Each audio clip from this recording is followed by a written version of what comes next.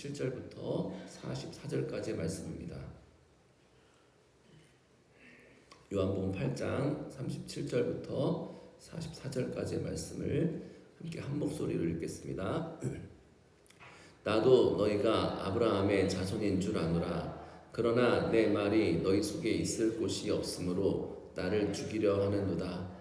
나는 내 아버지에게서 본 것을 말하고 너희는 너희 아비에게서 들은 것을 행하느니라. 대답하여 가로되 우리 아버지는 아브라함이라 하니 예수께서 가라사대 너희가 아브라함의 자손이면 아브라함의 행사를 할 것이오늘 지금 하나님께 들은 진리를 너희에게 말한 사람인 나를 죽이려 하는도다. 아브라함은 이렇게 하지 아니하였느니라. 너희는 너희 아비의 행사를 하는도다. 대답하되 우리가 음란한 데서 나지 아니하였고 아버지는 한 분뿐이시니 곧 하나님이시로다. 예수께서 가라사대 하나님이 너희 아버지였으면 너희가 나를 사랑하였으리니 이는 내가 하나님께로 나서 왔음이라. 나는 스스로 온 것이 아니요 아버지께서 나를 보내신 것이니라. 어찌하여 내 말을 깨닫지 못하느냐? 이는 내 말을 들을 줄 알지 못함이로다. 너희는 너희 아비 마귀에게서 났으니 너희 아비의 욕심을 너희도 행하고자 하느니라. 저는 처음부터 살인한 자요 진리가 그 속에 없으므로 진리에 서지 못하고 거짓을 말할 때마다 제 것으로 말하나니 이는 저가 거짓말장이요 거짓의 아비가 되었음이니라. 아멘. 오늘은 나의 아버지 되신 하나님이라는 제목을 가지고 함께 하나님의 말씀을 나누도록 하겠습니다. 한 연예인 무리가 함께 이렇게 같이 식사하는 것들을 이렇게 보게 되었습니다. 같이 이렇게 식사하면서 이제 가족에 대해서 얘기하는데 한 분이 어떤 분에게 자녀를 볼 때에 가장 언제 화가 나느냐, 딸이 있었는데 딸 볼 때에 언제 가장 화가 나냐고 물어봤더니 그때 그 한 연예인이 뭐라고 대답하냐면 잘못을 하는 게 문제가 아니라 나랑 똑같은 잘못을 할 때 화가 난다는 겁니다. 그러니까는 내가 과거에 했던 가장 내가 싫어하는 모습, 내가 가장 원치 않는 모습을 똑같이 따라서 할 때에 그 꼴을 보고 있으려니까 아주 답답하고 우라통이 터진다는 것입니다. 그러니까는 왜냐하면은 우리 자녀들은 사실 우리의 거울이기 때문에 그렇습니다. 우리는 우리의 좋은 모습만 담기를 원하고 우리의 나쁜 모습, 허물진 모습을 담기 원치 않지만 사실상 우리의 자녀들은 우리의 모습들을 그대로 닮아 있습니다. 우리가 은근히 고집이 세면 그것을 닮아 있고 우리의 나쁜 모습들 그리고 원치 않는 모습들을 자녀들이 똑같이 행한다는 것입니다. 오늘 말씀을 통해서 제 아버지 되시는 하나님이 어떠한 분이신지 그리고 그분을 닮아가는 것이 어떠한 것인지를 함께 나누고자 합니다. 오늘 예수님께서는 좀 더 강하게 말씀하십니다. 왜냐하면 예수님께서 사람들에게 뭐라고 말씀하시냐면 너희 아버지, 너희 아비는 마귀다라고 말씀하시기 때문에 그렇습니다. 그러니까 예수님께서 이렇게 강하게 말씀하실 때는 반드시 이유가 있는 것인데 우리는 그래서 정확하게 성경이 그냥 예수님 너희를 마귀라고 하니까 마귀라고 우리가 부르는 것이 아니라 왜 예수님께서 이런 말씀을 하게 되었는지 그 전후 문맥을 살펴봐야 한다는 것입니다.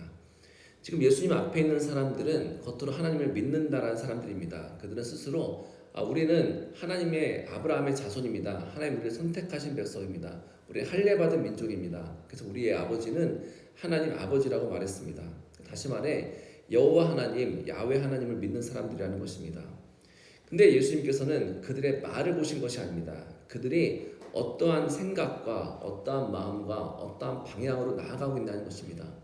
그러니까 우리가 어떤 사람들이 나는 정직합니다, 나는 성실합니다, 나는 괜찮은 사람입니다, 나는 선한 사람입니다 말할 때에 그들의 말이 중요한 것이 아닙니다.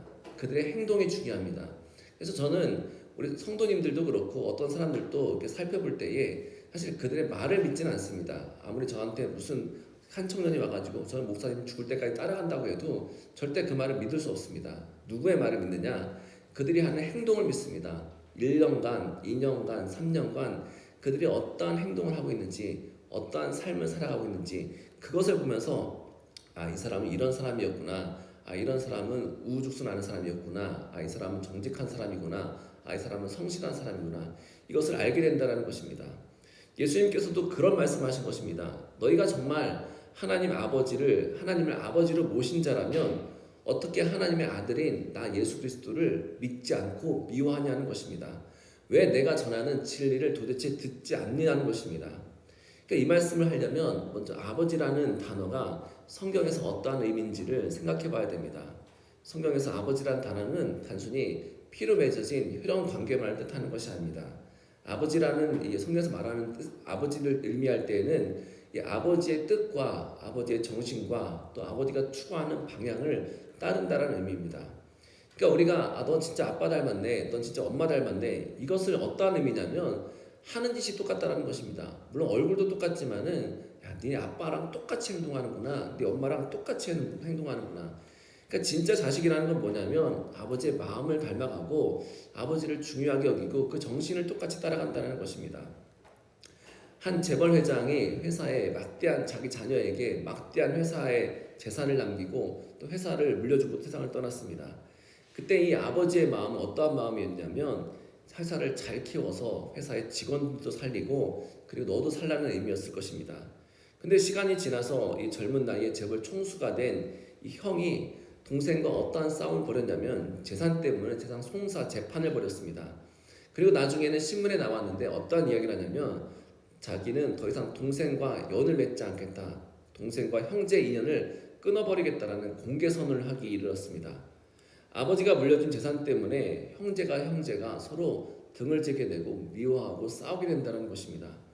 아버지께서 그런 막대한 재산을 물려줬을 때 형제가 형제를 미워하고 가족이 분열되는 것을 원치 않았을 것입니다.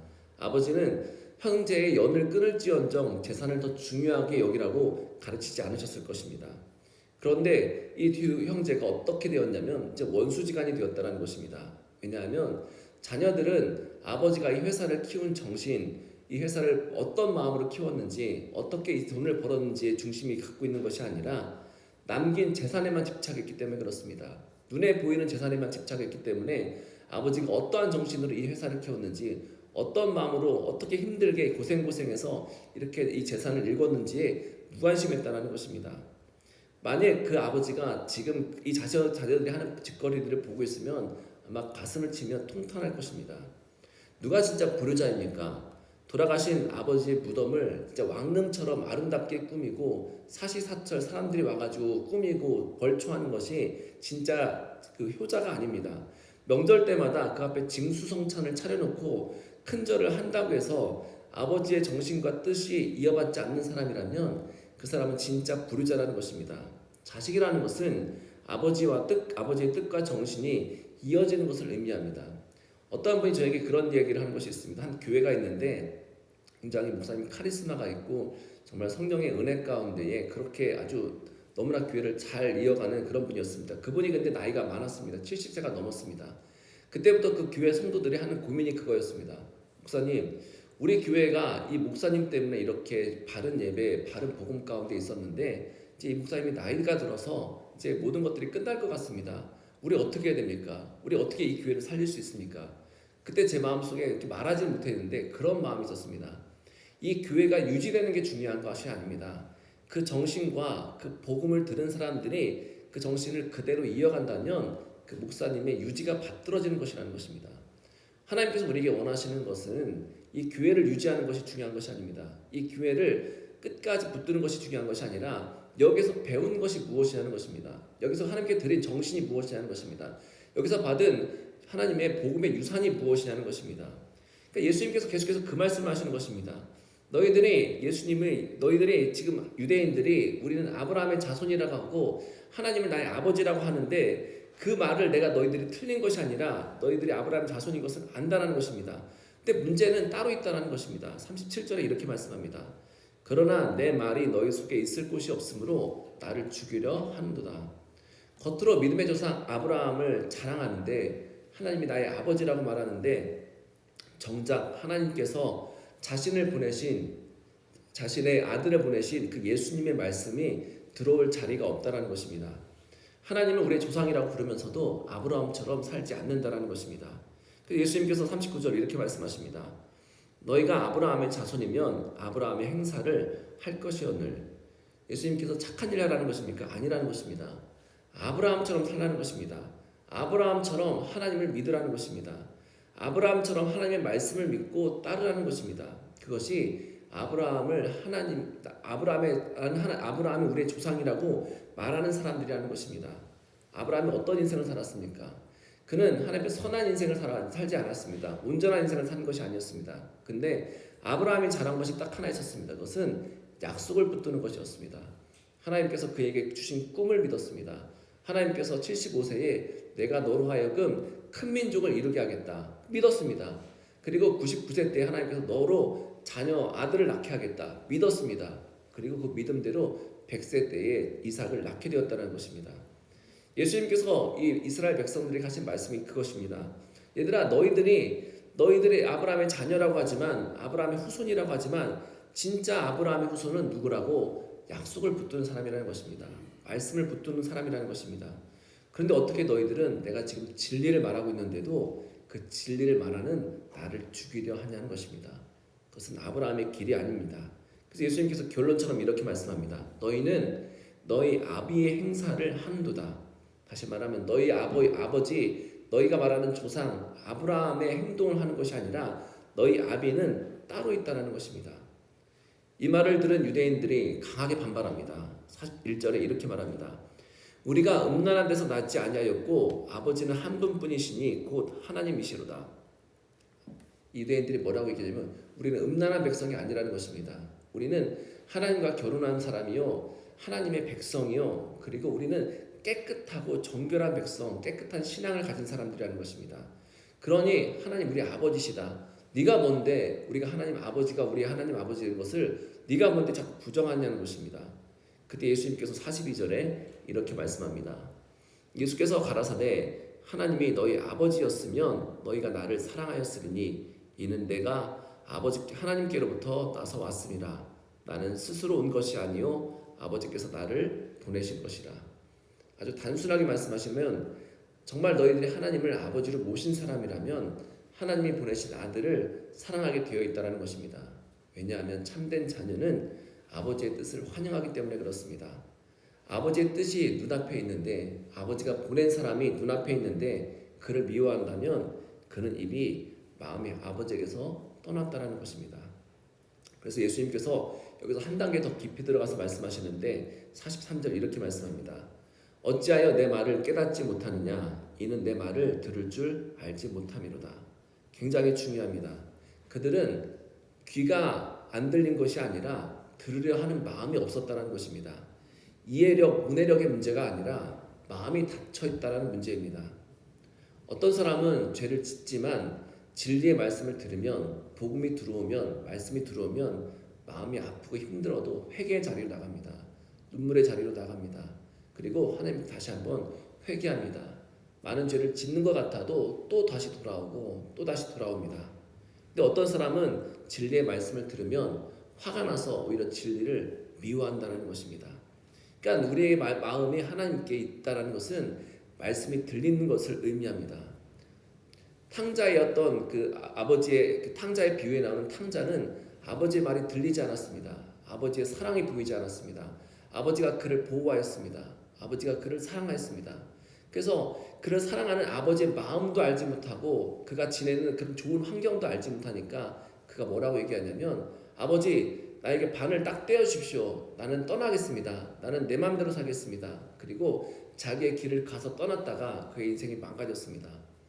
마찬가지입니다. 우리 인생 가운데 하나님의 말씀이 들리지 않으면 우리는 진리를 들어도 분노할 수밖에 없습니다. 말씀을 들어도 말씀이 들어오지 않습니다. 말씀이 우리 안에 들어와서 씨앗을 내리고 뿌리를 내리고 그리고 그것이 썩어져야 되는데 그 말씀이 우리 가운데 들리지 않으면 하나님 말씀이 우리 가운데 있을 곳이 없다는 것입니다. 예수님 바로 그 말씀을 하시는 것입니다. 내가 너에게 그렇게 얘기하는데 3년 동안 얘기하는데 매일같이 얘기하는데 내 말이 너희 속에 거할 곳이 없다는 것입니다. 말씀이 들어갈 자리가 없다는 것입니다. 말씀이 머물 자리가 없다는 것입니다. 말씀이 나를 바꾸는 자리가 그 자리가 없다는 것입니다. 그리고 마침내 예수님께서는 아주 충격적인 진단을 하시는데 44절에 이렇게 말씀합니다. 너희는 너희 아비 마귀에게서 났으니 너희 아비의 욕심을 너희도 행하고자 하느니라. 이거 굉장히 무서운 말씀입니다. 야 너희들 진짜 나쁜 아이들이야. 너희 죄 짓는 사람들이야. 이렇게 말씀하신 것이 아니라 너희는 너희 아버지를 하나님이라고 말하고 있는데 실상 너희 아비는 마귀라는 것입니다. 마귀의 특징이 무엇입니까? 44절에 예수님께서 이렇게 말씀합니다. 저는 처음부터 살인한 자요 진리가 그 속에 없으므로 진리에 서지 못하고 거짓을 말할 때마다 제 것으로 말하나니 이는 저가 거짓말장이요 거짓의 아비가 되었습니다. 첫 번째는 살인하는 자입니다. 마귀는 처음부터 살인하는 자라고 말씀합니다. 살인하는 자라는 것은 무엇이냐면 생명을 죽이는 방향으로 간다는 것입니다. 우리가 어떤 사람 진짜 죽이는 의미가 아니라 사람을 살리는 일에 우리의 말과 행동을 하고 재정을 사용하고 시간을 사용해야 되는데 우리는 오히려 사람을 죽이는 방향으로 가고 있다는 것입니다. 다른 하나는 거짓입니다. 예수님은 마귀가 그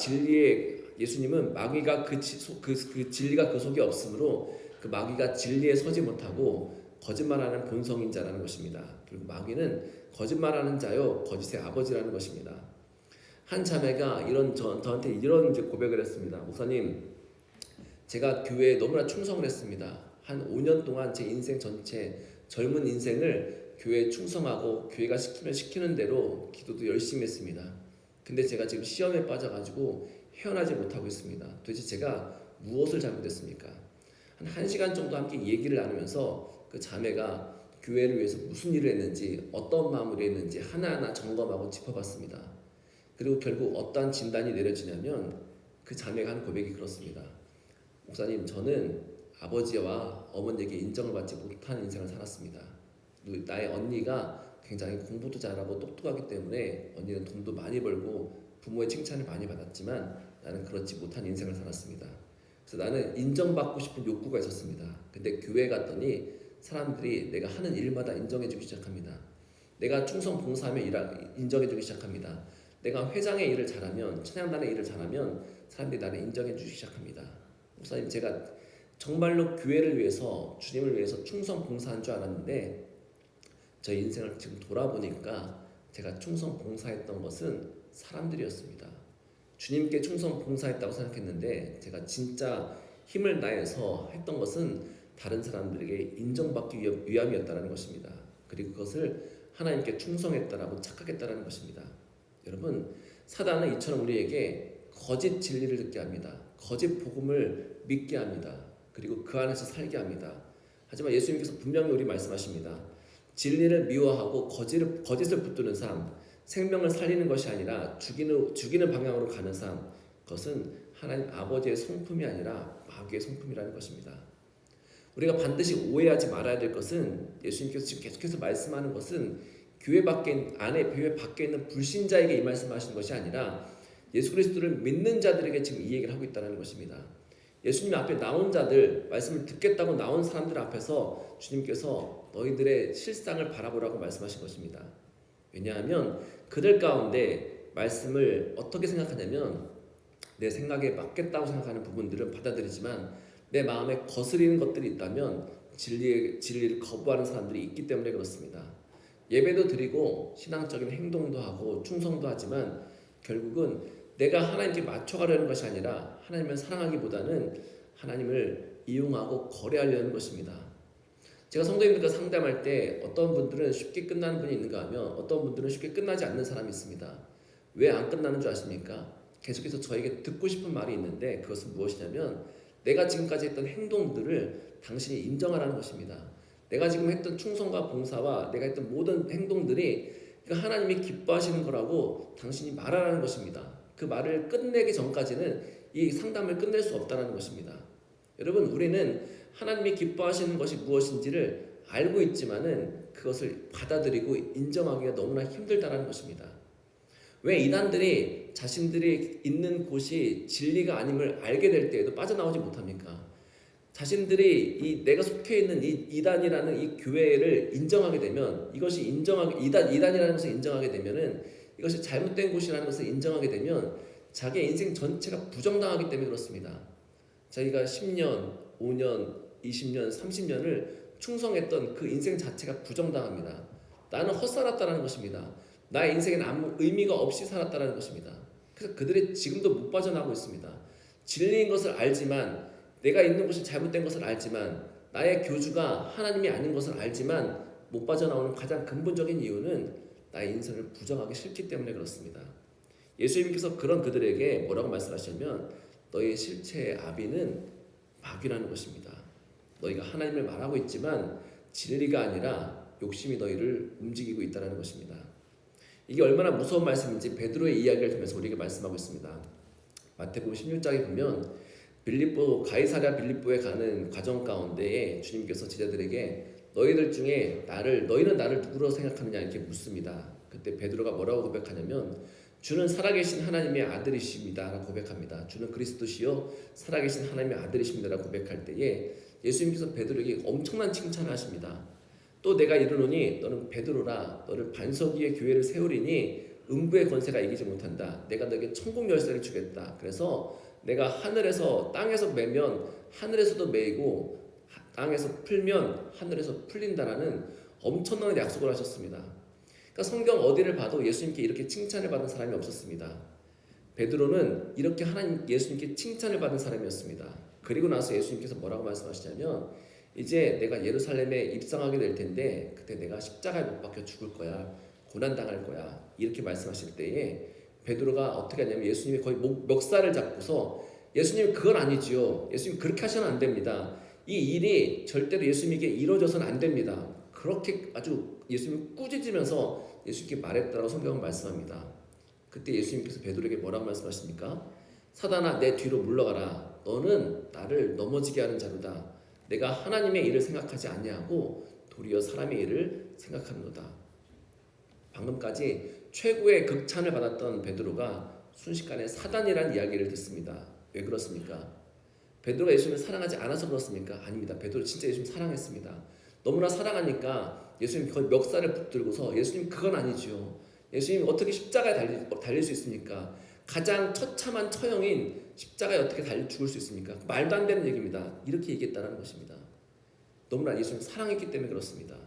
근데 문제는 베드로의 그 마음 가운데 하나님의 일이 아니라 사람의 일이 먼저라는 것입니다.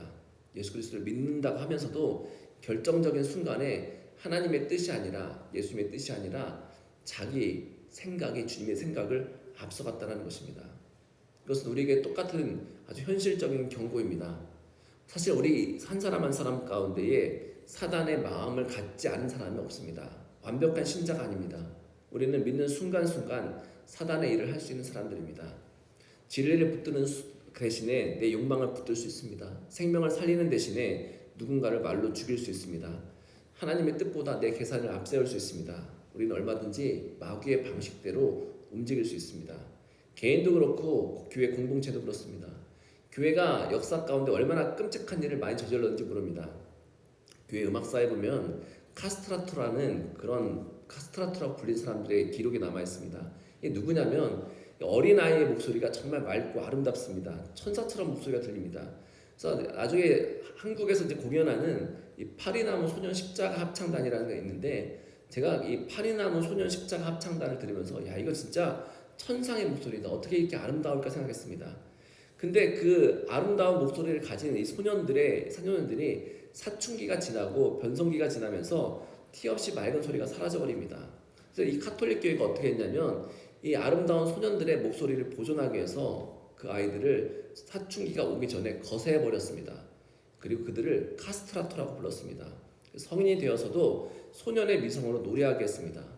아마 여러분이 보셨는지 모르겠는데 파리넬리라는 영화가 있는데 이게 어떠한 내용이냐면 바로 이 거세당한 남자의 이야기입니다. 그러니까는 이 역사 가운데 절대 권력을 가진 왕의 통치 가운데서 이런 끔찍한 일을 저지른 지 없습니다. 근데 누가 이걸 하냐면 교회가 이 일을 자행했다는 것입니다. 하나님께서 주님을 위해 어린아이를 거세시키면서까지 부르게 한 그 찬양을 기뻐하셨겠습니까? 아닙니다. 그것은 자기들의 귀를 즐겁게 하기 위한 욕망에 지나지 않았습니다. 그것을 그들이 신앙이라는 이름으로 포장한 것입니다. 과거 카톨릭 교회가 많은 사람들을 불에 태워 죽였습니다. 마녀 사냥이라는 명분하에 화형당한 여인들의 수가 헤아릴 수 없었습니다. 인간이 하나님을 빙자해서 인간을 불태워 죽이는 것이 하나님 기뻐하셨겠습니까? 흡족하셨겠습니까? 하나님께서 그런 폭력적인 방법을 하나님 기뻐하셨겠습니까? 아니라는 것입니다. 그들은 자신의 폭력과 분노를 신앙이라는 이름으로 포장한 것뿐입니다. 교회가 더 큰 예배당을 짓기 위해서 아무 꺼리낌 없이 면죄부를 팔았습니다. 돈을 받고 천국을 판 것입니다. 과연 그 거래를 천국의 주인이신 하나님께서 기뻐하고 만족하셨겠습니까? 그렇게 세워진 예배당을 주님께서 받으셨습니까? 아니라는 것입니다. 그들은 자신의 탐욕을 신앙이라는 이름으로 포장한 것입니다. 바로 예수님께서 그런 자들의 아비는 하나님이 아니라 마귀라고 말씀하신 것입니다. 그래서 우리는 늘 깨어 있어야 됩니다. 깨어 있지 않으면 우리는 언제든지 순식간에 마귀처럼 말하고 마귀처럼 행동할 수밖에 없습니다. 우리가 지금도 나의 하나님, 나의 구주라고 부르는 지금도 나는 지금 누구의 뜻을 따르고 있는지 계속해서 점검해야 한다는 것입니다. 오늘 계속해서 말씀 우리에게 이야기하고 있습니다. 예수님께서는 내 말이 너희 속에 없다라고 말씀합니다. 반대로 말하면 내 말이 너희 속에 있을 곳을 만들라는 것입니다. 예수님의 말씀이 내 속에 머물게 하고 예수님의 말씀이 내 생각을 바꾸게 하고 예수님의 말씀이 내 욕망을 다스리게 하고 예수님의 말씀이 내가 선택하는 곳에 있게 하라는 것입니다. 다시 말해 진짜 하나님의 자녀는 하나님의 뜻과 정신을 이어받는 사람입니다. 우리가 아브라함의 영적 자손이라면 아브라함의 믿음과 아브라함의 신앙을 이어받아야 됩니다. 우리가 하나님을 우리 아버지라고 부른다면 그 하나님 아버지의 마음을 매일같이 닮아가야 됩니다. 그리고 그 마음이 어디에 있습니까? 바로 예수 그리스도께 있다는 것입니다. 우리는 아버지께로 오신 그 예수 그리스도의 뜻을 따라가야 된다는 것입니다. 그래서 우리가 예수님을 사랑하고 예수 그리스도의 말씀을 듣고 예수 그리스도의 길을 따라가는 것, 그것이 바로 하나님을 아버지로 모신 자의 삶입니다. 그래서 예수님께서는 십자가에 죽으시면서까지 죽기까지 예수 그리스도 하나님의 말씀에 복종한 것처럼 이제 우리에게도 똑같은 말씀하시는 것입니다. 너의 아비가 누구냐는 것입니다. 너의 아비가 하나님이냐, 너의 아비가 마귀냐, 사탄이냐고 물으신다는 것입니다. 왜 예수님께서 이것을 우리에게 물으십니까? 우리를 정죄하기 위함입니까? 아니라는 것입니다. 우리를 깨워 살리기 위함입니다. 여러분 계속해서 말씀드리지만 단 하나의 죄가 우리에게 틈타면 그것이 우리로 하여금 하나님의 말씀 하나를 못 듣게 합니다. 두 개의 죄가 우리 가운데 이루어지면 두 개의 말씀을 못 듣게 합니다. 세 개의 죄가 우리 가운데 들어오면 세 개의 하나님의 말씀이 들어오지 못합니다. 그렇게 하나님과 우리의 사이가 점점 막히게 되고 더 이상 하나님의 말씀이 들리지 않게 되고 하나님의 자녀의 삶을 따라가지 못하게 된다는 것입니다. 그때 우리가 다시 한번 주님 앞에 나아가야 됩니다. 정직하게 나아가야 됩니다. 예수님 말씀을 내 안에 모셔드리고 선택적으로 내가 원하는 말씀을 듣는 것이 아니라 불편해도 진리를 받아들이고 그리고 이제 주님 앞에 부르짖어서 주님의 뜻이 내 안에 이루어지도록 하나님 아버지의 뜻이 내 안에 이루어지도록 하기를 간절히 부르짖어야 됩니다. 다른 방법이 없습니다. 기도함으로 거룩함으로 주님 앞에 나아가서 말씀을 붙들고 주님 앞에 기도할 때에 간절히 부르짖는 자들, 목마른 자들을 주님께서는 절대 포기하지 아니하시고 그 한 사람 한 사람 가운데 하나님께서 주님의 뜻을 이루어 주실 것입니다. 오늘도 이 말씀을 통해서 우리가 주님이 우리의 뜻에 맞추는 분이 아니라 우리가 하나님의 뜻에 맞춰가는 이제는 하나님 아버지를 모시는 삶이 말뿐만 아니라 삶이 되게 해달라고 고백하는 귀한 상속의 성도님들 되시기를 간절히 소망합니다. 이렇게 찬양 드리며 하나님 앞에 기도하는 시간을 갖도록 하겠습니다. 찬송가 101장입니다.